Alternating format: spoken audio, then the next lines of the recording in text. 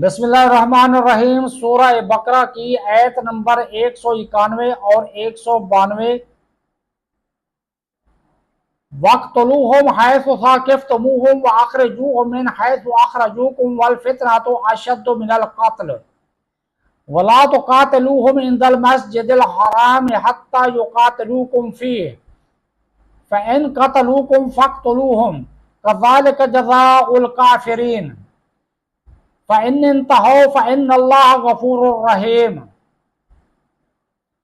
ترجمہ کنز العرفان۔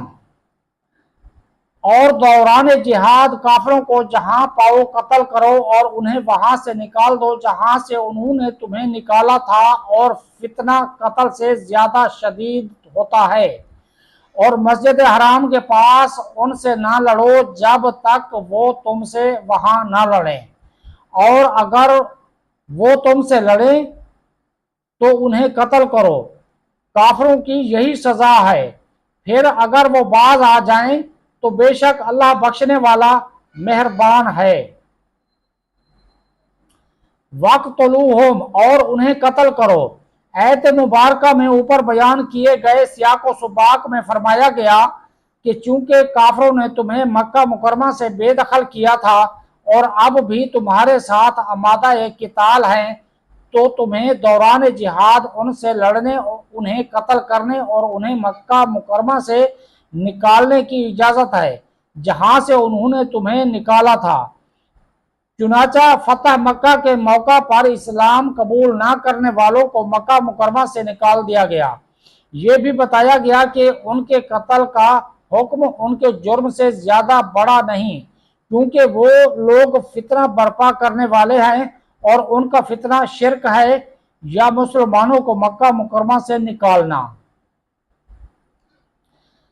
تو ان کا فتنہ ان کے قتل کرنے سے بھی بڑھ کر ہے۔ یہاں یہ حکم نہیں دیا جا رہا کہ کافروں کو قتل کرنے میں لگے رہو، امن ہو یا جنگ، صلح ہو یا لڑائی، ہر حال میں انہیں قتل کرو، بلکہ یہاں صرف دوران جہاد قتل کرنے کا حکم ہے۔ بہت سے اسلام دشمن لوگ اس طرح کی آیات سے غلط فہمیاں پیدا کرنے کی کوشش کرتے ہیں۔ ایسے لوگوں کی مکاریوں سے ہوشیار رہنا چاہیے۔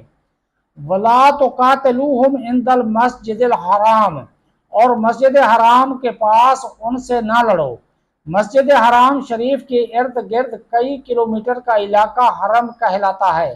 حرم کی حدود میں مسلمانوں کو لڑنے سے منع کر دیا گیا کیونکہ یہ حرم کی حرمت کے خلاف ہے، لیکن اگر کفار ہی وہاں مسلمانوں سے جنگ کی ابتدا کریں تو انہیں جواب دینے کے لیے وہاں پر بھی ان سے لڑنے اور انہیں قتل کرنے کی اجازت ہے۔